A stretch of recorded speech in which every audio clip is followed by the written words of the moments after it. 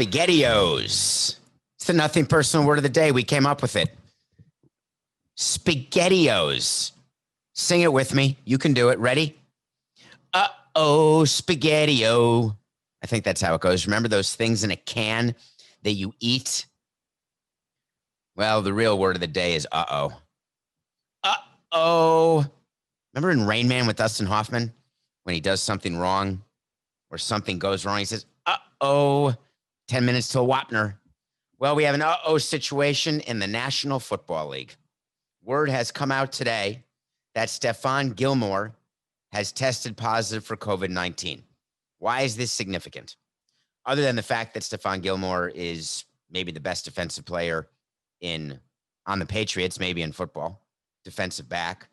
Maybe it's significant because Stephon Gilmore was seen after the Patriots Chiefs game last week. Remember, that was the game that was delayed because Cam Newton tested positive, and then they took the COVID plane and the non-COVID plane to play the Chiefs. I know you remember that. We talked about it at some point on Nothing Personal.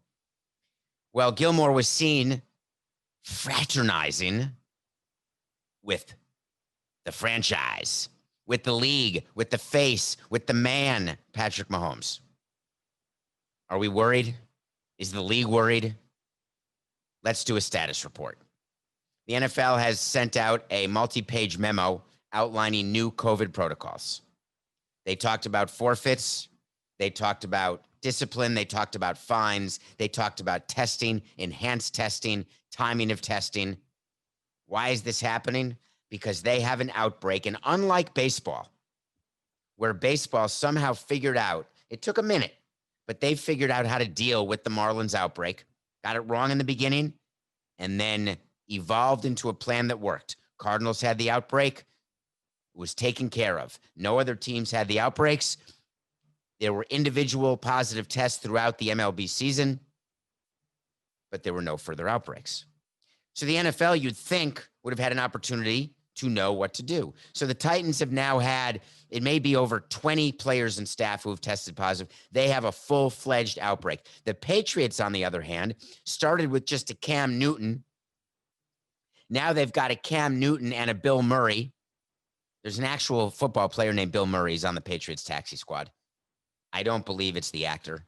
He's busy maybe promoting a new movie called On the Rocks that comes out October 23rd streaming. It's out in theaters right now. Not that anyone's going to theaters.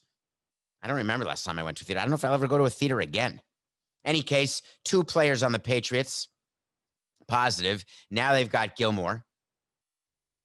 So now, do the Patriots have an outbreak? They shut down practice for the Pats. The Titans are still shut down. And here we are on a Wednesday with game day coming up in 4 days.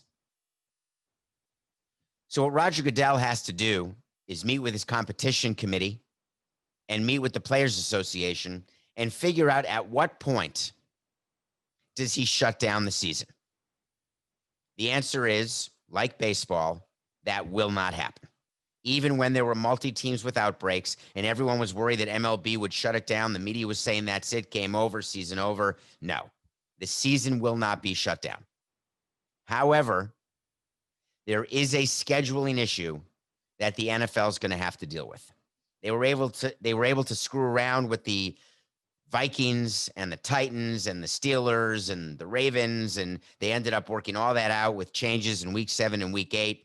Remember when baseball was sending out a new press release every day with new doubleheaders and changes and postponements, and this team will play that team instead of this team?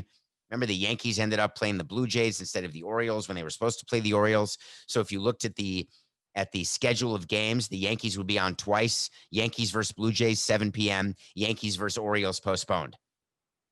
There was an old expression in my family. With one tuchus, you can't dance at 2 parties. Tuchus is tushy, meaning you can only be in one place at one time. You can only play one team at one time. There's no split squads like they have in spring training in baseball. So the NFL is going to have to decide, since we're not shutting down, do we take away the bye week after the NFC and AFC championships and add a week 18 to the regular season? and use that week 18 as a makeup week for any teams who don't get to a 16-week schedule in a 17-week season. Because the Titans are in absolute danger, if not certainty of that. They're still in the midst of the outbreak. They had more positive tests today, which means the outbreak hasn't sort of worked its way through the clubhouse. Coca told me during our pregame preparation that in his never humble opinion, you need 2 days of practice before a game. You don't practice on travel day, which is Saturday. So if the Titans can't practice by tomorrow, Thursday, his view is the Titans cannot play Sunday. And my view is if the Titans have 2 positive tests today, there is zero chance, zero, look at me through the telescope if you're watching on Nothing Personal with David Samson YouTube channel and you've hit the subscribe button, look at me, zero.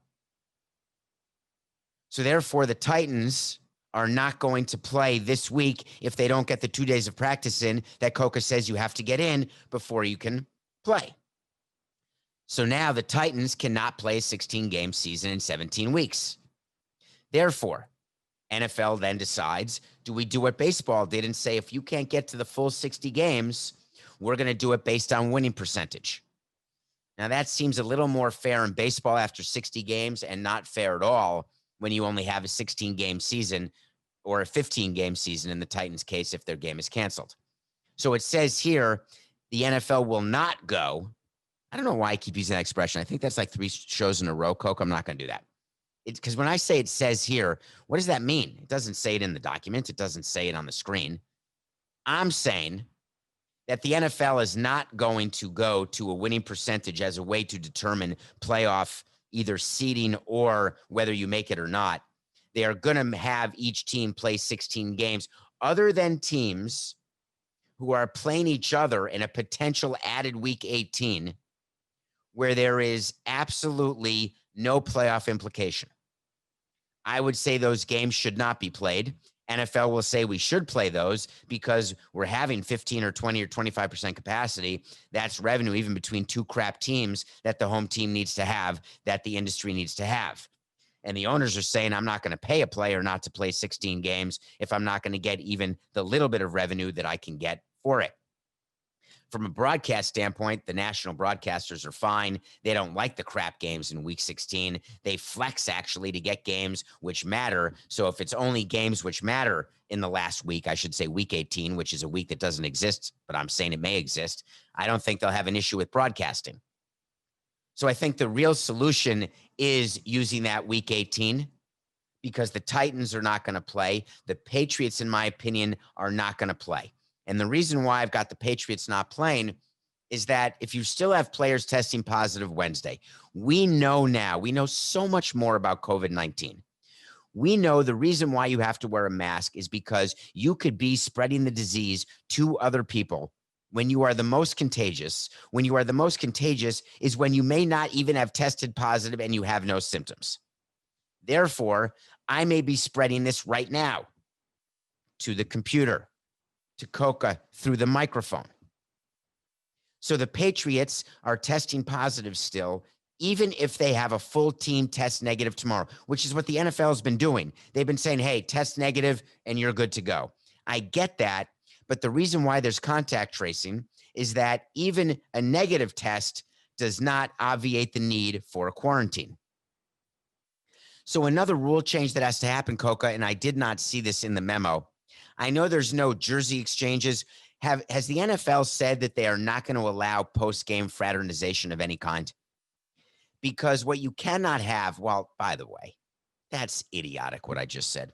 Coca, take it out of the show. Edit it out. There's fraternization in the huddle. That's with your own team. Take that out too. Start again. 3, 2, 1. Okay.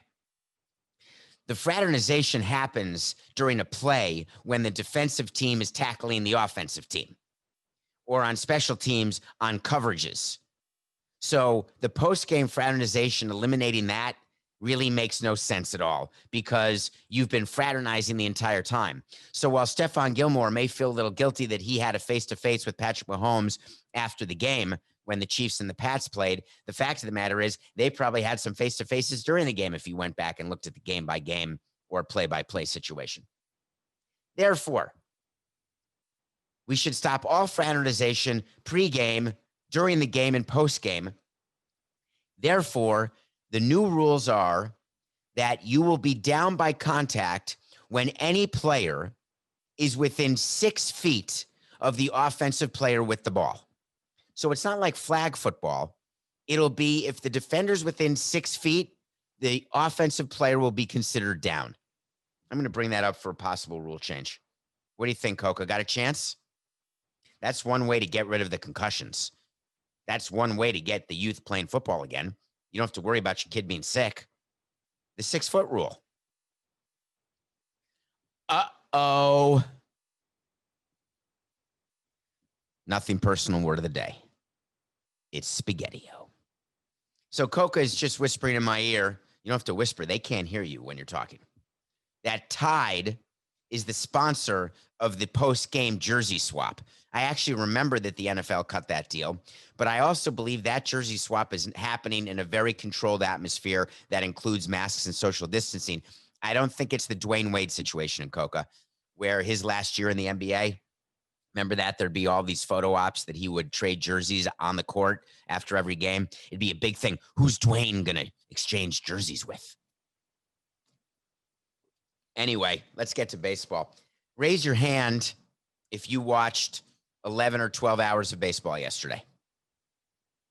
With a switch to the NBA Finals game and the occasional look at your phone for Twitter and Instagram and getting your dopamine going because you're getting some likes and retweets, etc. Raise your hand. I did it. Every game. Started off with the Marlins playing game 1 against the Braves. What a game. So I need to clear up something that happened, and there is way too much misinformation out there, and it's time to cure that misinformation. The Braves and Marlins have a history of beanball. There's not a lot of love. The Braves were a huge rival of ours over my 18 years there, 16 years in Florida and 2 years in Montreal. There was just something about the Braves. I always told you I was jealous about the Rays, but the Rays were in the AL East. I didn't have to deal with them much, except 6 times a year when with the Marlins. But the Braves are just always there. They find a way to win. Now, they never can win the World Series. We've outwon them. I've got as many rings as the Braves do since 1996. I think I'm right. I think the Braves have won 1 World Series since 96 and the Marlins have won 2, but I only have 1 of those. So I'm tied with the Braves, but the Marlins are ahead of the Braves 2-1. But the Braves are in it every year. We talked maybe on a mailbag pod, which is that end of month where you rate and review on Apple and ask a question in the review. Thank you for doing that. Would you rather win the division every year? Or would you rather win a World Series once and never win your division any year, except the year you were a wild card and won the ring? So the Braves just find a way to win, and they do it in a non-aggressive, non-offensive way. But what is interesting about them is that they just find good players. They sign good players. They have good pitching.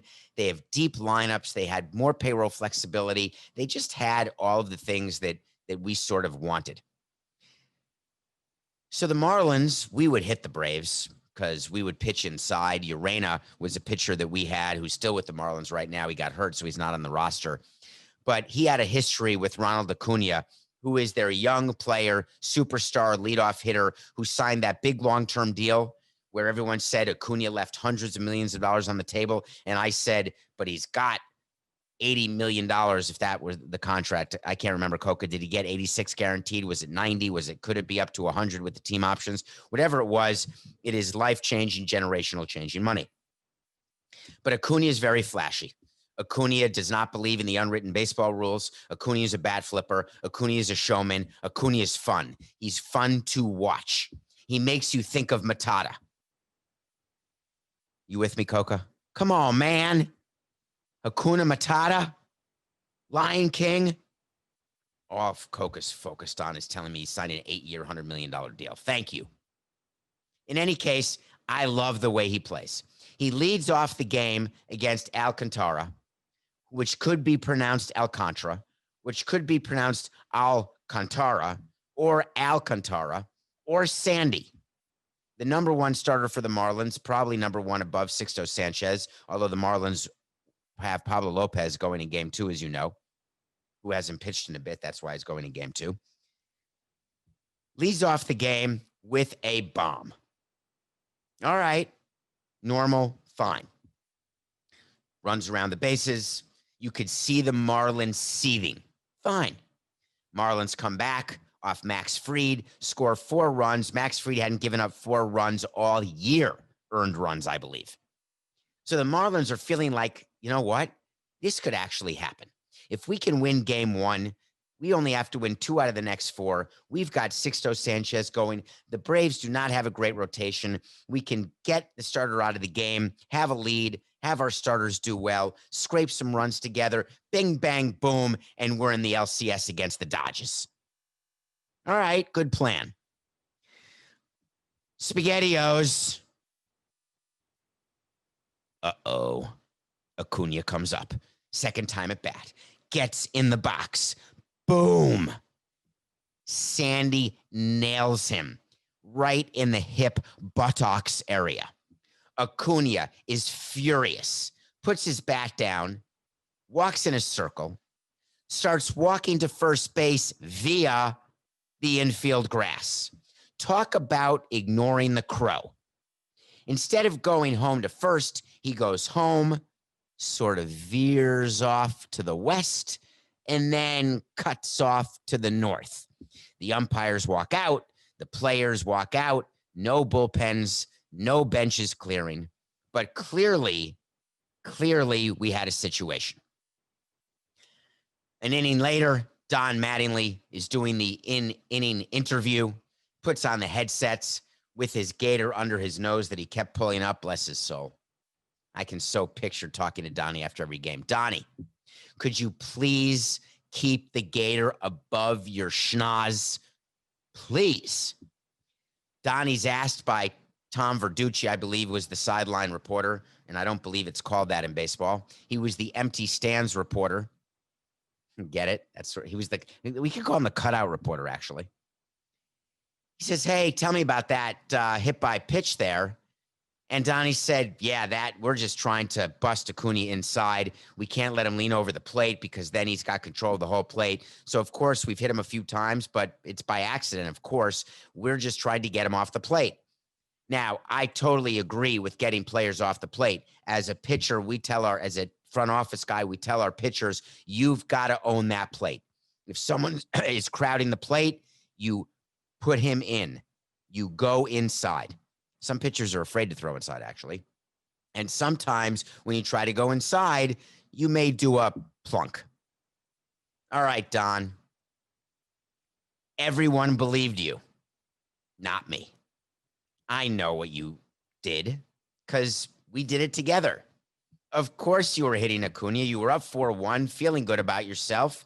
Do it. I'm in. I agree. Bop him. And Sandy bopped him in the right place. Here's the problem. In the playoffs, there's one thing you don't want, and that is ROB. There's a second thing you don't want, and that is to put an ROB on B when you're playing a team like the AB. You don't want runners on base when you're playing an offense like the Atlanta Braves. Shh. Don't wake Ozuna. You know Ozuna's nickname? I think his nickname is the Big Bear. I think we all used to call him that. I don't think I called him that. So it's not we all. I think I just called him O. In any case, I'm not flexing that either. That's what he was referred to. He played for the Marlins when I was there. Can you imagine we had an outfield coach of Stanton, Ozuna, and Yelich, and we couldn't finish 500?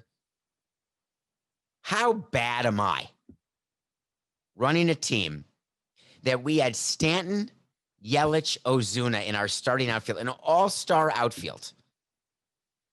Hold on, I'm getting a little verklempt. I'm completely despondent. I'm stopping. I don't want to do it anymore. This is just wrong. Couldn't even get to 500. It's an outrage. All right, moving on. When you've got Ozuna, you've got Freeman, you've got d'Arnaud, you've got Duvall, you've got Albies, you've got a lineup that is better than your lineup from 1 through 9. There's not one player on the Marlins offensively who can match up to one player on the Braves offensively. Why wake up the sleeping bear? Why put an extra runner on base? Why give them any bulletin board material? If you give up a home run to Acuna, here's how to get back at him. Get him out. So Alcantara hits him, and all of a sudden, the Braves come unglued. They're back in the game. Then they take the lead. They win the game. The Marlins are down 1-0. And I think that series has a real issue, whether it'll even go 4. I'm okay with hitting a guy as long as you do it where you're supposed to do it and when you're supposed to do it, not in a playoff game. You got a chance for a ring, Donnie. All right. Stanton. How do I feel when I watch Stanton go yard twice the way he did last night? Hits a 3-run homer. So full disclosure, he and I are still in touch. We've known each other since he was drafted. And he is a big fan of traveling. I'm a big fan of traveling. We talk about travel. We talk about baseball. Obviously negotiated that contract along with the owner and his agent. And we'll text back and forth, and we'll talk about his desire to win, his desire not to be hurt. A little nugget about the game last night, the Yankee game. Stanton drove in 4 runs with was it a 2-run shot and a 4-run shot and a 3-run shot? Did he drive in 5? I think he only drove in 4. I think he hit a solo and then a 3-run. The 3-run home run was vintage Stanton. You had the announcer saying he's never seen anything like it. And I smiled because I was lucky enough to see things like it all the time. When he is hot like this and locked in like this, you got to treat him like Bonds. Just put him on base. It's not worth it. It's simply not worth it. Now, I get it. When he's not locked in, it's very easy to pitch to him because you just throw the sliders. Don't hang them. As Hakeem Dermish would say, you hang them, we bang them. Hakeem Dermish, CBS Sports HQ anchor, loves baseball. You know what, Coco? We should do a sit down with Hakeem, actually. He is so much fun when I'm on the air with him on HQ. We have so much fun together, and he loves baseball. He loves sports. We would have a fun, because I think we could get him to really let loose in a sit down and talk about some fun ESPN stories, some fun CBS stories, and we could talk baseball. Well, let's talk about that after the show, unless you want to talk about it now, Coca. He could be a Samson sit down. Do you agree or not? He's ignoring me. This is what Coca does. By the way, as a producer, it's very funny. When I start talking about stuff he doesn't want to talk about, he just will stop talking. He'll stop writing in the document. He'll stop talking in my ear. He'll act as though he is literally on the toilet because he will worry for his job. Don't worry, Coca. Come on, man. It's almost a year. We're a week away from a year. What's the worst that'll happen? All right, that would be bad, but it won't. So Stanton, after the game, is not happy. And the reason why he's not happy is that when he doesn't win, he's not happy. He's not playing for stats. He's got the stats. He's not playing for contracts. He's got the contract. He's playing for jewelry. He would always see the World Series ring we had in 2003, and he wants multiple World Series rings. He doesn't want to be the highest paid player, which he was for a while. He doesn't want to be the best player on a bad team. He doesn't want to be the third best player on a great team. He wants to be any player on a team that wins it all. And the Yankees could not win the game yesterday to go up 2-0. And here's why. Can someone tell me why Brian Cashman decided to start Garcia instead of Tanaka or Happ yesterday? Okay. So he didn't want to start Happ because Happ sucks. Fair enough. He didn't want to start Tanaka because he wanted to save him for a game 3, which could be a closeout game if you're up 2-0, or it's a huge pivotal game 3 in a 1-1 series. All right. That may make sense if you're playing against a team that also doesn't have pitchers who has to go a bullpen game in game 3. But the Rays have Charlie Morton in game 3, and they had Tyler Glasnow in game 2. They've got a deep rotation, and you put pitchers in a position where they're not comfortable, and it cost you. They started the game with Garcia, so the Rays made their lineup as though Garcia were going to pitch. Then they pulled Garcia after an inning. They brought in Jay Happ, and then the Rays made 1 or 2 adjustments, but won the game anyway because Happ stinks. Cashman was trying to be clever. Instead of letting his offense complement his mediocre starting pitching, his average to above average bullpen, and hope that the team never gets exposed by any other team starting pitching. And that hope has come to fruition because the offense has been unstoppable since the playoffs started. But it wasn't good enough. They had to act as though they're playing chess when everyone's playing checkers, that they're the smartest guy in the room. And it cost them. I would have started Tanaka and let him pitch. In the alternative, if you want to have Garcia pitch, let him go twice through the lineup. It's not like he had a bad first inning. Or if you want to go with Happ, which I never would have done, although with a 1-0 lead, you think about it. No, I wouldn't. You go Happ and give him comfort that he is starting the way he normally does. Starting pitchers have routines. It's based on when first pitch is. When you ask a starter to come in the second inning, by definition, their routine is different. Starting pitchers do long toss on the field. When you're coming in the second inning, you're doing your warm-up in the bullpen. Starting pitchers start X number of minutes prior to the first pitch. You can't do that when you're coming in and you don't know exactly when the second inning will start, because sometimes the Yankees have 30-minute offensive innings themselves. I believe the Yankees have the offense that could carry them through October. I've always told you they don't have the pitching. So I was very worried in the playoffs, where defense seems to rule the day and pitching seems to rule the day, that the Yankees would get exposed. That's why we chose the Rays in our prediction on Nothing Personal. I didn't realize the Yankees would make it that much easier for the Rays to win the series by making such back-assward decisions like they made in Game 2. Will it cost them? You bet your spaghettiO it will. Well, they're not alone, though. They are not alone in terms of teams who are caught doing things, trying to be clever. Did you watch the Padres-Dodgers game? Well, I did. That was the last game of the quadruple header. We've got another quadruple header today on Wednesday, October 7th, 2020. Padres, game 1, pitcher TBD. And then they D'd it, and then they ate it. They determined it, then they announced it. Mike Clevinger, trade deadline acquisition extraordinaire. Number 1 pitcher now for the Padres.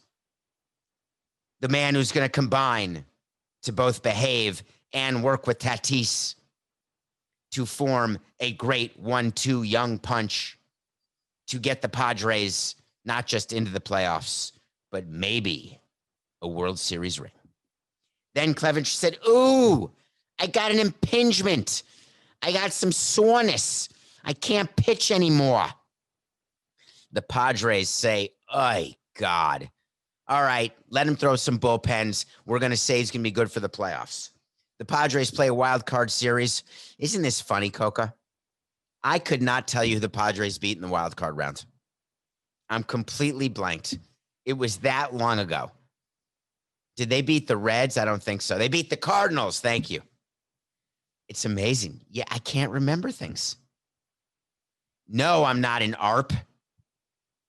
I throw the envelope away every time it comes. It comes like once a week. Don't you get the hint? It's totally ripped up, because I don't know if you know this out there. If you don't join ARP, it means you're not over 50. So the Padres announced that Clevinger is going to pitch game 1, that they're going to add him to the division series roster, leaving him off the wild card roster. And I was thinking to myself, there is no way his elbow impingement is gone. There simply is no way. And the reason why there's no way is that elbow impingements don't disappear in 3 weeks. It's minimum, in my mind, 4 to 6 weeks, closer to 6 weeks, and generally you're out. Because an elbow impingement, you cannot pitch with it. And when you do try to pitch through it, no matter how much Toradol you take, no matter how upset your stomach gets by that amount of Toradol, no matter how many injections you get that potentially could puncture your lungs or puncture your tendon, you cannot get through the soreness that occurs and the injury that can take place that could shut you down for a season. Now, the irony of all this is that if you had a pitcher who's going to be a free agent, hey, pitch till your arm falls off. If you have a pitcher you're not going to re-sign, who you're going to trade, but if you have Clevinger and you're the Padres and you know that you've got him for 2 more years and you traded him for that very reason and you know you're tendering him a contract in a season when so many players are not going to be tendered, where there's going to be so many free agents, but you've made your bed with Mike Clevinger, then what are you doing? Clevinger comes in, pitches the first inning, barely gets out of it without giving up a run to the Dodgers, comes out for the second inning, throws a pitch, it's 91.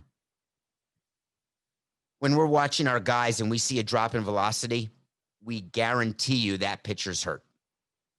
It's not a mechanics issue. It's not an I'm grumpy issue. It's not my pregame meal stunk issue. It's not I've got the runs. It's not I've got the walks. It's none of that. It is a pitcher is hurt when he loses velocity. Hard stop. When he's throwing 91 instead of 96, there's a problem. So he throws a pitch, throws another pitch in the second inning. All of a sudden, out comes the trainer, and there goes Clevinger. He's done. What does that mean? The Padres had to go bullpen for 8 innings. Well, actually, hold on. 2, 3, 4, 5, 6, 7, 8. For 7 innings of bullpen work. Is that right, Coca? 2, 3, 4, 5, 6, 7, 8. Because there was no 9th inning because the Dodgers were at home and they won. So I'm going to say 7 innings. I'll check the box score. Either way, in a wild playoff scenario where there are no off days in the division series, did I properly cover up the fact that I was going to say wild card and it's division series? So I just made wild playoffs instead. There are no days off, which means the bullpen, if the Padres are going to win 3 out of the next 4 games, when it's not like they've got Clevinger to start. They don't have Lamet to start. They have Paddock, who's mediocre with a capital M. They need their bullpen. You needed to have someone else start that game. Now, with Clevinger hurt, you can replace him on the roster. If you replace an injured player on your division series roster, the rules are that player cannot be on your roster in the league championship series.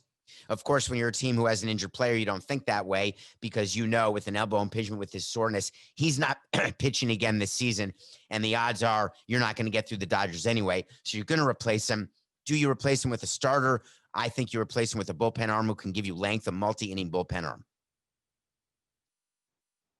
What were the Padres thinking? My guess is they were just delusional and not thinking a thing. When we come back, we're going to talk about Chris Pine and whether he considers himself a lucky, lucky man. Welcome back to Nothing Personal. You know we watch a movie every day or a TV show. It's hard during these quadruple headers, but it's easy because I'm not sleeping at all, so what's the difference? So there was a superhero movie I hadn't seen, and it was available always on pay-per-view, and I don't know whether it's on Netflix or Hulu or Amazon. You can always find everything on Amazon if you want to pay $1 or $3.99.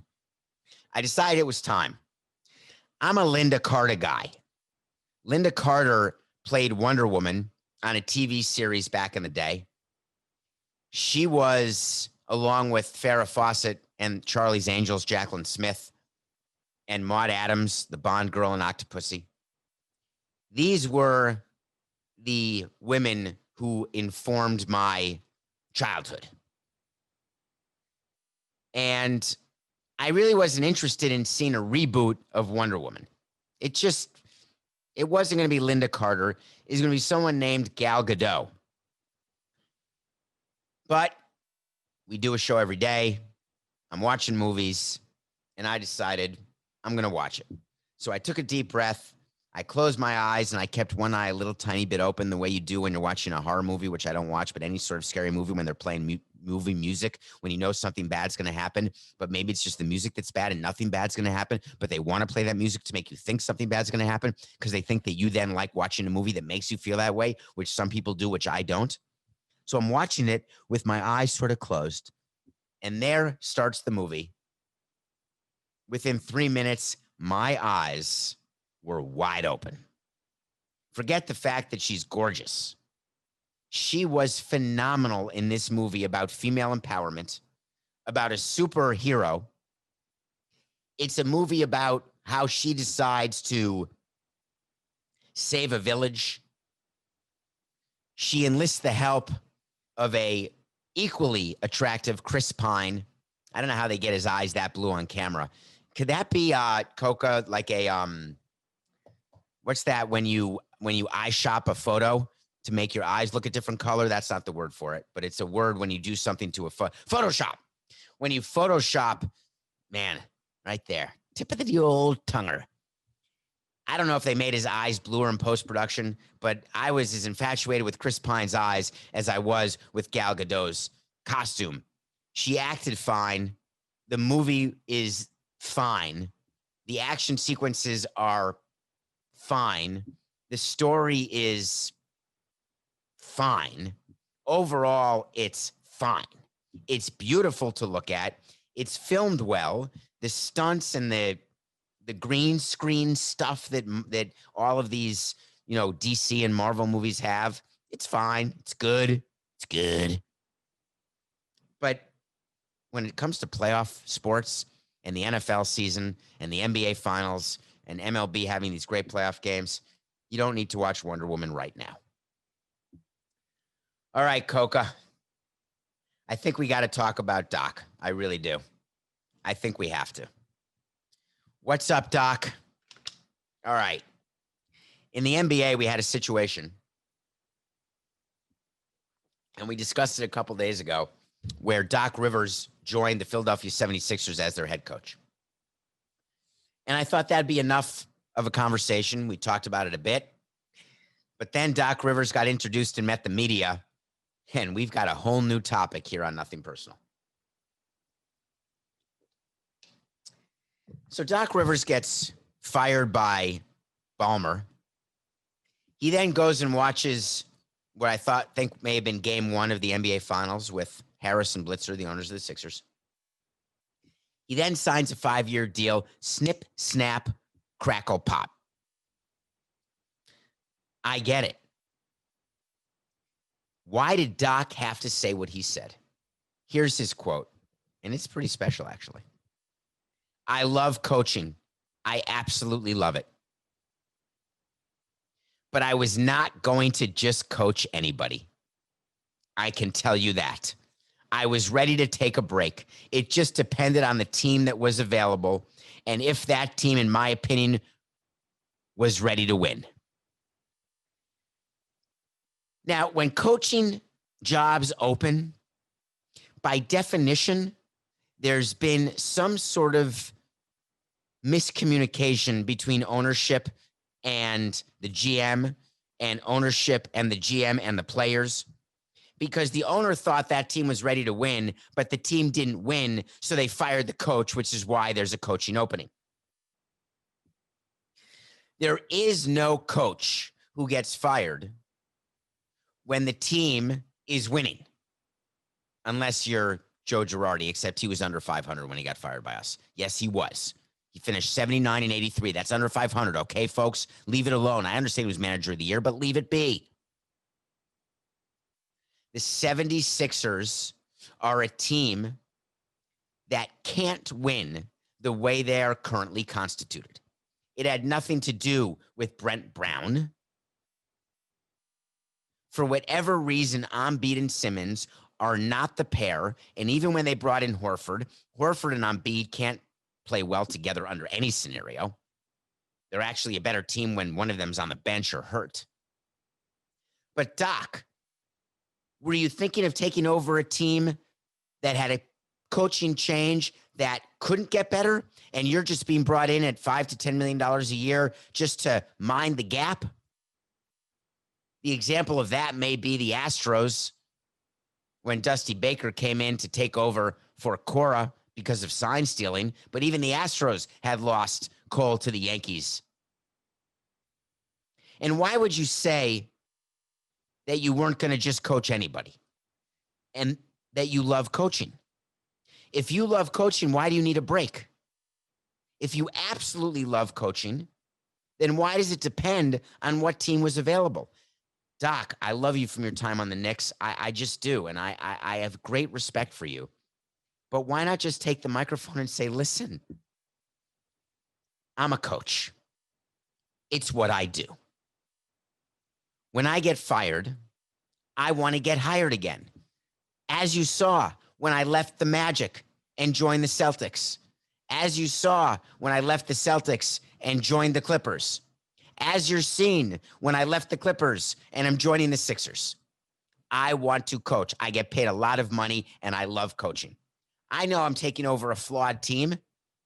I know that I'm going to have to try to make changes because whatever was happening here wasn't working. I'm not throwing ownership under the bus. I'm not throwing Brent Brown under the bus. I'm not saying that Joel Embiid can't be a championship player, nor can Horford, nor can Simmons. I'm saying they weren't all together. Therefore, I'm going to do what I do best. He said that he needed, in his opinion, a team ready to win. But when asked about Embiid, he said, I've only been hired. I haven't even gotten to watch video. So does that mean that you don't know whether the team was ready to win or the owners convinced you the team was ready to win? Because every owner thinks their team is ready to win every year. Even during a rebuild, they think their team is ready to win. It just didn't pass the smell test to me, Doc. I think you've got a chance with the Sixers. I really do. As long as there's some significant personnel changes. Welcome back to the NBA. We missed you for those 2 days. Nothing personal pick of the day. Nailed it. Statement game for the Dodgers. Remember we talked about how the Dodgers are the Pistons and the Padres are the Bulls. Before the Bulls could beat the Pistons, the Padres will eventually get over the top with the superstar power they have with Tatis and Machado, et cetera, et cetera. But NTY, not this year. Dodgers made a statement. Of course, there would be no hit till the 6th inning by the Padres bullpen game after Clevinger had to leave in the 2nd inning throwing 2 pitches. But all of that said, Mookie Betts got a hit. They had scored an unearned run. They put a bunch of hits together, and the game was over. 5-1, Dodgers win. We're up a touchdown, 24-17. I'm going to say it one more day, Coco. We should be 25-17 because we had the Astros beating the A's when they did in game 1. Whatever. But I'm so pissed that you won't let me count it, even though you saw it on the document, that my pick today is going back to the Astros. The Astros, this is what Coca's doing to distract me during the show by saying if a tree falls in the forest and no one's there to hear it, that means that the tree didn't fall, or does it? Coca, when I send the show topics that I want to do, and then you and I talk about the show, and we formulate a show, and you see what the nothing personal pick of the day is, that's the pick of the day. Anyway, I'm going back to the Astros. That series is over. I picked the Astros. I thought they'd win in 5. So that wait to see with the Astros in 5 is going to be split because the Astros are going to win the series, but it's going to be in 3. The Astros are going to sweep away the A's today. It's unreal. Guess what? MLB is going to be just fine. You're all going to be despondent. MLB is going to be thrilled. Because remember what MLB doesn't want? The same thing I never wanted running a team. The same thing no company ever wants. Apathy. Hate me? Bring it on. Love me? Maybe once you get to know me. But don't have no opinion. God, that's too many negatives. Have an opinion. Don't be apathetic. MLB wants the Astros in the LCS. It's a great story. Astros will sweep the A's. So my wait to see Wait to see is when we say something's going to happen. If it happens, we'll tell you. If it doesn't happen, we'll tell you. Last night, the Lakers went up against the Heat. Bam Adebayo tried to play, and he did. But the Lakers were just too much. Lakers up 3-1 in that series. The NBA is off until Friday now. They're not playing every other day. Guess what? LeBron James is about to win his 4th title. The Heat had a hell of a run. The Lakers are just a better team because they've got 2 better players, James and Davis, who are better than any player on the Heat. Compliments to Pat Riley for putting this team together and Spoelstra for coaching it. But the Lakers are going to win the title. LeBron is going to get his 4th ring on Friday. Who will watch it? That'll be a wait to see. How many millions? That'll be a wait to see.